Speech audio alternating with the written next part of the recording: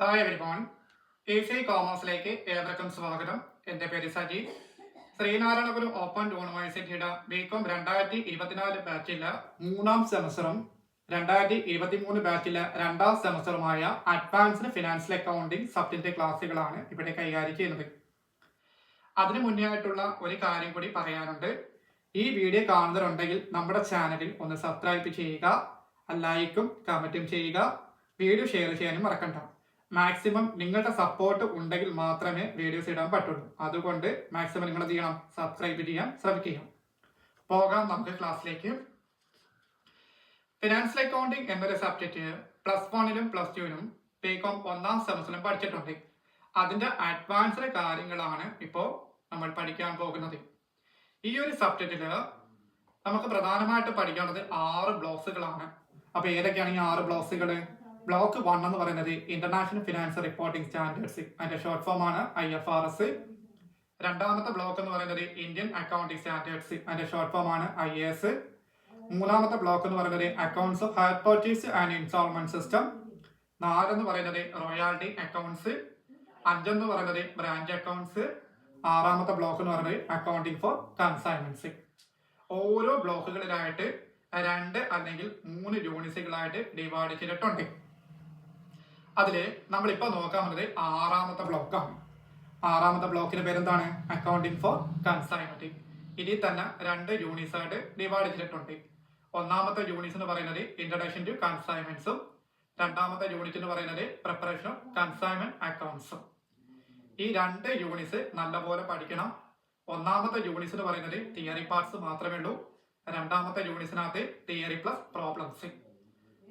Theory നല്ലപോലെ മനസ്സിലായെങ്കിൽ മാത്രമേ problems ചെയ്യാൻ പറ്റത്തുള്ളൂ. അതുകൊണ്ട് നിങ്ങൾ എന്ത് ചെയ്യണം, നന്നായിട്ട് തിയറീസ് മനസ്സിലാക്കി പഠിച്ചു പോകണം. അതില് നമ്മളിപ്പോ പഠിക്കാൻ വന്നത് 1ാമത്തെ യൂണിറ്റ് ആണ്. 1ാമത്തെ യൂണിറ്റിന്റെ പേരെന്താണ്? Introduction to consignment accounts. ഈ യൂണിറ്റിനകത്ത് പ്രധാനമായിട്ട് പഠിക്കുന്ന ടോപ്പിക്സുകളാണ് താഴെ കാണിച്ചിരിക്കുന്നത്. അപ്പൊ എന്തൊക്കെയാ പഠിക്കാനുള്ളത്? Consignment meaning or definition. ഇത് രണ്ടും ഏകദേശം ഒരേപോലെ ഇരിക്കുകയാണ്, അതുകൊണ്ടാണ് ഞാൻ അത് ഒന്നാക്കിയത്. 2 എന്ന് പറയുന്നത് ഫീച്ചേഴ്സ് ഓഫ് കൺസൈൻമെന്റ്. 3 എന്ന് പറയുന്നത് നീഡ് ഫോർ കൺസൈൻമെന്റ്. 4 എന്ന് പറയുന്നത് കൺസൈൻമെന്റും സെയിൽസും തമ്മിലുള്ള ഡിഫറൻസ്. 5 എന്ന് പറയുന്നത് കൺസൈൻമെന്റ് പഠിക്കേണ്ട ഇമ്പോർട്ടന്റ് ടേംസ്. ഇത് 2 മാർക്കിനോ ചോദിക്കാൻ പറ്റുന്ന ക്വസ്റ്റ്യൻസ് ആണ്. Proforma invoice, account sales, recurring and non recurring expenses, advance, commission, consignment account, goods send on consignment and loss of goods. ഇത് നമുക്ക് ഓരോന്നും എന്താന്ന് നോക്കാം. അത് നമ്മൾ ആദ്യം പഠിക്കാൻ പോകുന്നത് കൺസൈൻമെന്റ് മീനിങ് ഓർ ഡെഫിനിഷൻ ആണ്. അപ്പൊ എന്തോ ഡെഫിനിഷൻ പറഞ്ഞിരിക്കുന്നത്? Consignment is defined as the shipment or transfer of goods by manufacturers or wholesalers to agents to be sold by them on behalf of the senders of goods on commission basis. അപ്പൊ എന്താണ് consignment define ചെയ്യുന്നത്? Shipment or transfer. എന്താണ് shipment means? കയറ്റുമതി, അല്ലെങ്കിൽ transfer means എന്താണ്? കൈമാറ്റം, അല്ലെ? അപ്പൊ ഒന്നുകൂടെ പറയാം. The shipment or transfer of goods by manufacturers or wholesaler. Manufacturer means ആരാണ്? പ്രൊഡ്യൂസർ ആണ്, അല്ലെ? Or wholesalers to agents to be sold by them on behalf of the senders of goods on commission basis. അതായത് producer അല്ലെങ്കിൽ wholesaler അവരുടെ സാധനങ്ങള് commission അടിസ്ഥാനത്തിൽ വിറ്റഴിക്കാൻ ഏജന്റുമാർക്ക് അയക്കുന്ന സാധനങ്ങളുടെ കയറ്റുമതി അല്ലെങ്കിൽ കൈമാറ്റം എന്നാണ് ഇവിടെ ഡിഫൈൻ ചെയ്തിരിക്കുന്നത്. അപ്പൊ എന്താ പറഞ്ഞിരിക്കുന്ന? പ്രൊഡ്യൂസർ അല്ലെങ്കിൽ ഹോൾസെയിലർ അവരുടെ സാധനങ്ങള് കമ്മീഷൻ അടിസ്ഥാനത്തിൽ വിറ്റഴിക്കാൻ ഏജന്റുമാർക്ക് അയക്കുന്ന സാധനങ്ങളുടെ ഷിപ്മെന്റ് അല്ലെങ്കിൽ കൈമാറ്റത്തെയാണ് ഇവിടെ ഡിഫൈൻ ചെയ്തിരിക്കുന്നത്. ഒരു എക്സാമ്പിൾ പറയുകയാണെങ്കിൽ, പ്രൊഡ്യൂസർ അല്ലെങ്കിൽ ഹോൾസെയിലർ കയ്യിൽ നിന്നും 40,000 സാധനം ആര് വാങ്ങിക്കുന്നു? ഒരു ഏജന്റ് വാങ്ങിക്കുകയാണ്, അല്ലെ? അപ്പൊ ആ ഏജന്റ് എന്ത് ചെയ്യണത്? സാധനങ്ങൾ വിറ്റഴിക്കുമ്പോൾ ഏജന്റിന് എന്ത് കിട്ടും? കമ്മീഷൻ കിട്ടും. മനസ്സിലായല്ലോ? അപ്പൊ കമ്മീഷൻ ഒരു 10% കമ്മീഷൻ അനുവദിക്കുന്നു വിചാരിച്ചു. അപ്പൊ 40,000ന്റെ 10% എടുക്കുമ്പോൾ എത്ര വരും? 4,000 വരും. ഈ 4,000 ആർക്കാ കിട്ടുന്നത്? ഏജന്റിനായിരിക്കും കിട്ടുന്നത്. അപ്പൊ ബാലൻസ് വരുന്ന 36,000 ഉണ്ടല്ലോ, ആ 36,000 ആർക്ക് കൊടുക്കണം? ഹോൾസെയിലർ അല്ലെങ്കിൽ പ്രൊഡ്യൂസറിന് കൊടുക്കണം. മനസ്സിലല്ലോ? അപ്പൊ ഏജന്റിന് കിട്ടുന്നത് കമ്മീഷൻ ആയിരിക്കും. അതിൽ ബാലൻസ് എമൗണ്ട് ആണ് പ്രൊഡ്യൂസർ അല്ലെങ്കിൽ ഹോൾസെയിലറിന് കിട്ടുക. ഓക്കെ. ഇനി അതുകൂടാതെ കൺസൈൻമെന്റിൽ നടക്കുന്ന 2 പാർട്ടീസുകൾ ആരൊക്കെയെന്ന് പറയാൻ പോകും. അതിൽ ഒന്നെന്ന് പറയുന്നത് കൺസൈനറും രണ്ടെന്ന് പറയുന്നത് കൺസൈനിയാണ്. അപ്പൊ കൺസൈനർ ആരാണെന്നും കൺസൈനി ആരാണെന്നും നമുക്ക് നോക്കാം. The person who appoints and sends goods to the agent to sell on commission basis is called the consignor. കമ്മീഷന്റെ അടിസ്ഥാനത്തിൽ വിൽക്കാൻ ഏജന്റിന് സാധനങ്ങൾ അയക്കുന്നത് ഏത് വ്യക്തിയാണോ അയാളെ ആയിരിക്കും കൺസൈനർ എന്ന് പറയുന്നത്. ഞാൻ നേരത്തെ എക്സാമ്പിൾ പറഞ്ഞില്ലായിരുന്നോ? ഒരു പ്രൊഡ്യൂസറിന്റെ കയ്യിലും 40,000 രൂപ ഏജന്റിന് സാധനങ്ങൾ കൈമാറുമ്പോൾ പ്രൊഡ്യൂസർ ആരാണ്? കൺസൈനർ ആണ്, അല്ലെ? അദ്ദേഹമാണ് ഏജന്റിന് കമ്മീഷൻ അടിസ്ഥാനത്തിൽ കൊടുക്കുന്നത്. അപ്പൊ അയാള് കൺസൈനർ ആയിരിക്കും. അപ്പൊ കൺസൈനി ആരായിരിക്കും? ഏജന്റ് ആയിരിക്കും, അല്ലെ? അപ്പൊ അടുത്ത നോക്കി.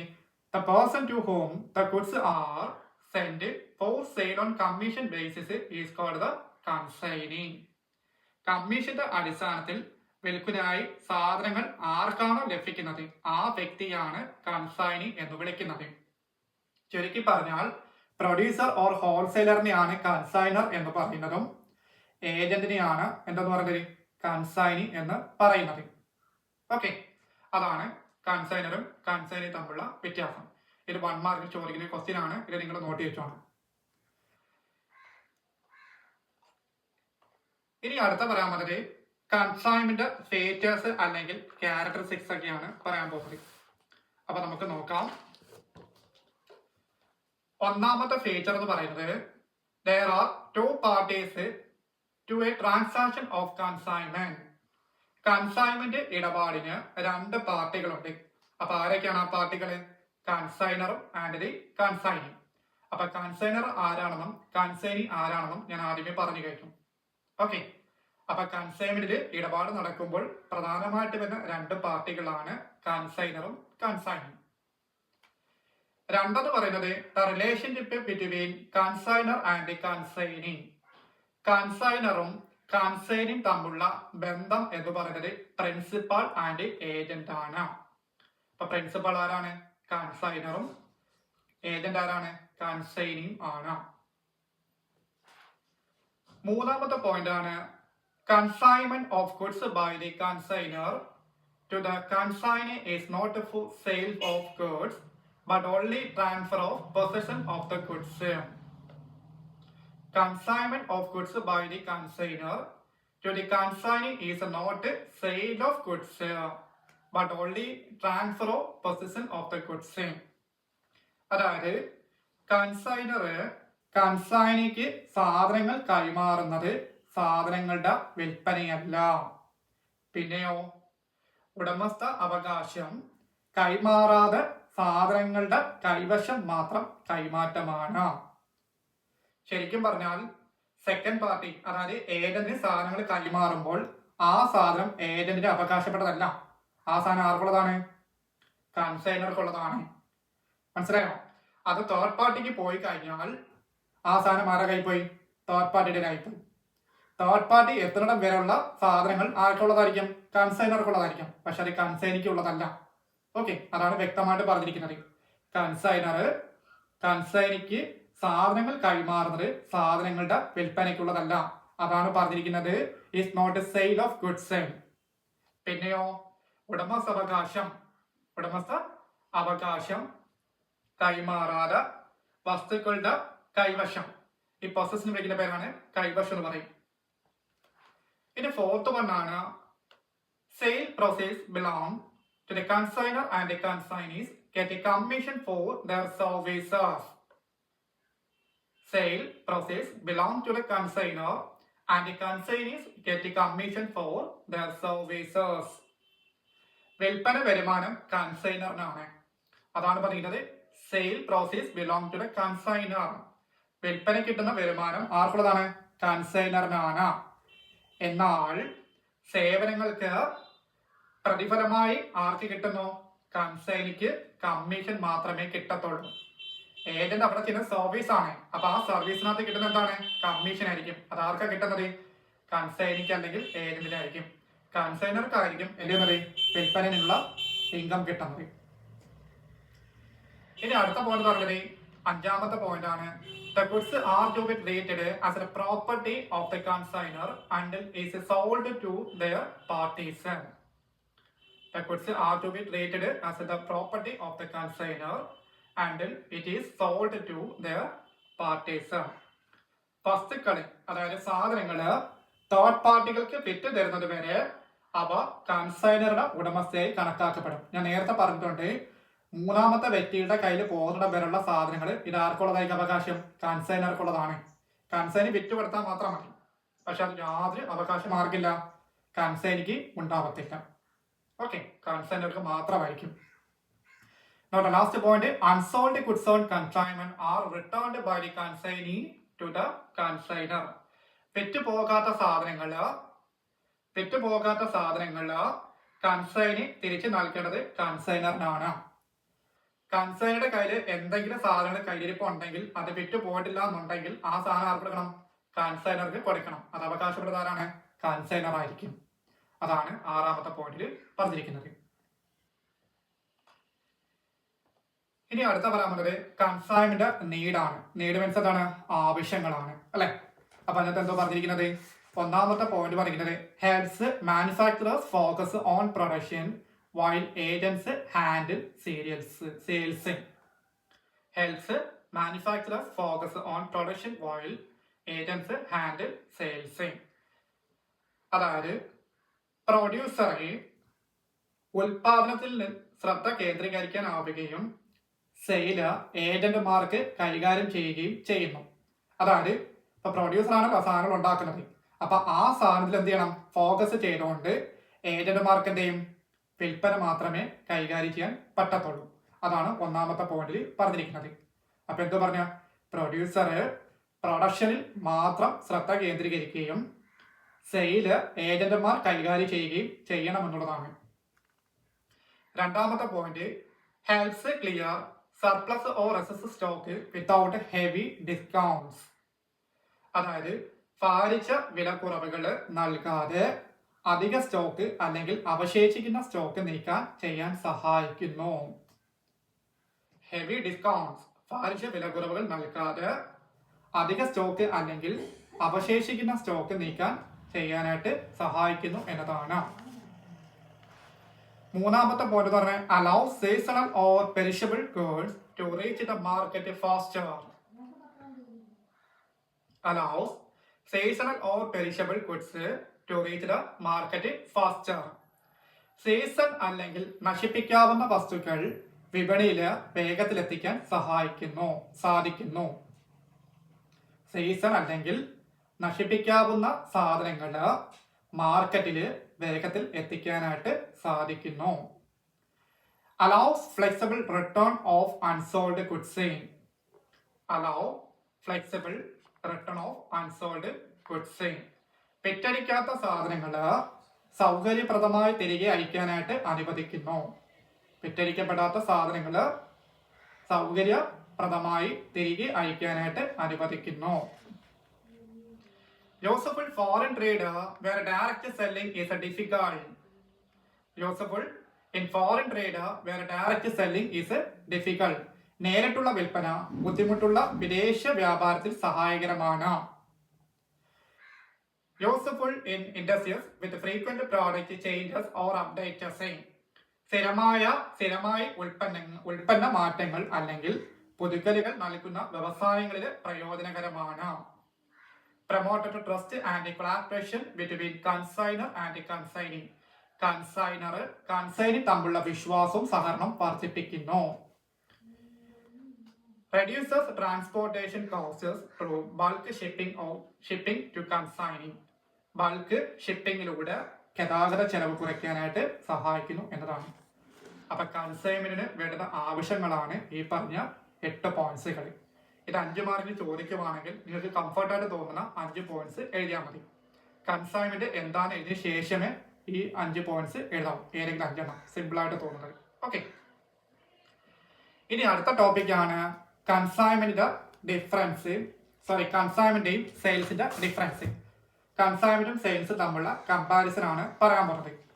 അത് പ്രധാനമായിട്ടും 7 ടേംസുകളാണ് നോക്കേണ്ടത്. ഒന്നാമത്തെ ടേംസ് എന്ന് പറയുന്നത് എന്താ നോക്കാം. എന്താ ഒന്നാമത്തെ ടേംസ് പറഞ്ഞിരിക്കുന്നത്? മീനിങ് ആണ്. എന്താണ് മീനിങ് എന്ന് പറയുന്നത്? കൺസൈൻമെന്റ് പറഞ്ഞിരിക്കുന്നത് transfer of goods from one person to another on a commission basis. ഒരു വ്യക്തിയിൽ നിന്നും മറ്റൊരാൾക്ക് കമ്മീഷന്റെ അടിസ്ഥാനത്തിൽ സാധനങ്ങൾ കൈമാറ്റം ചെയ്യുന്നത്. അപ്പൊ സെയിൽസിനകത്ത് എന്താ പറയുന്നത്? Transfer of property from seller to buyer at price. വിലയ്ക്ക് വിൽപ്പനക്കാരിൽ നിന്നും വാങ്ങുന്നവർക്കുള്ള പ്രോപ്പർട്ടിയുടെ കൈമാറ്റത്തെയാണ്. അതാണ് മീനിങ്ങിൽ പറഞ്ഞിരിക്കുന്നത്. രണ്ടാമത് പറയുന്നത് ഓണർഷിപ്പ്. കൺസൈൻമെന്റ് വരുന്ന ഓണർഷിപ്പ് എന്ന് പറഞ്ഞിട്ടാണ് is not transferred to the agent. ഏജന്റിന് കൈമാറുന്നില്ല. അതായത് സ്വന്തമായിട്ടുള്ള സാധനങ്ങൾ ഏതിന് സ്വന്തപ്പെടാനുള്ള അവകാശമില്ല. അത് കൺസൈനർക്ക് മാത്രമായിരിക്കും. മറ്റേതെങ്ങനെയാണ്? Is a transferred to the buyer. വാങ്ങുന്നവർക്കാണ് കൈമാറുന്നത്. തേർഡ് വൺ എന്താണ്? റിലേഷൻഷിപ്പ്. റിലേഷൻഷിപ്പ് എന്ന് പറഞ്ഞിട്ടാണ് പ്രിൻസിപ്പാൾ ആൻഡ് ഏജന്റ്. കൺസൈൻമെന്റിനകത്ത് പ്രിൻസിപ്പാൾ ഏജന്റ് എന്ന് പറയുന്നത് കൺസൈനറും കൺസൈനിങ് ആണ്. അപ്പൊ സെയിൽസിനകത്തോ ക്രെഡിറ്റർ ആൻഡ് ഡെപ്റ്റർ ആയിരിക്കും. ക്രെഡിറ്റർ മീൻസ് എന്ന് പറയുമ്പോൾ കടപ്പെട്ടവനും, ഡെപ്റ്റർ മീൻസ് ആണ് കടം കൊടുക്കുന്നവനും. അപ്പൊ അത് ആരെ മെൻഷൻ ചെയ്തത്? സെല്ലർ ആൻഡ് ബയർ ആണ്, വിൽക്കുന്നയാളും വാങ്ങുന്നയാളും. Next one expenses. എക്സ്പെൻസസ് എന്ന് പറയുന്നത് കൺസൈൻമെന്റിനകത്ത് പറഞ്ഞിരിക്കുന്നത് incurred by consignee during consignment are met by consignor. Consignment സമയത്ത് കൺസൈനിയുടെ ചിലവുകൾ കൺസൈനർ വഹിക്കണം. നേരെ മറിച്ച് ഇവിടെയാണെങ്കിലോ expenses incurred after sale is met by the buyer. വിൽപ്പനയ്ക്ക് ശേഷം വരുന്ന ചെലവുകൾ വാങ്ങുന്നവൻ വഹിക്കും എന്നതാണ്. Next one ordering of goods. Ordering of goods എന്ന് പറഞ്ഞാണ് order is not essential for consignment. കൺസൈൻമെന്റിന് ഓർഡർ കമ്പൽസറി അല്ല, നിർബന്ധമല്ല. മറ്റേതാണെങ്കിലോ വിൽപ്പനയ്ക്ക് ഓർഡർ നിർബന്ധമായിരിക്കണം. Next one contract. കോൺട്രാക്ട് പഠിക്കുന്ന വേറെ പേരാണ് എഗ്രിമെന്റ്. ഇവിടെ എന്താണ്? Contract of consignment must be writing. Consignment കരാർ എന്ന് പറഞ്ഞത് എഴുത്തിൽ തന്നെ ആയിരിക്കണം.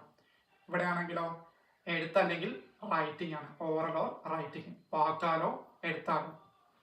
Next one consideration or remuneration. Consignment കിട്ടുന്ന എന്താണ്? കമ്മീഷൻ ആണ്. കൺസൈനർ ഏജന്റിന് കൊടുക്കുന്നതാണ് കമ്മീഷൻ ആയിരിക്കും.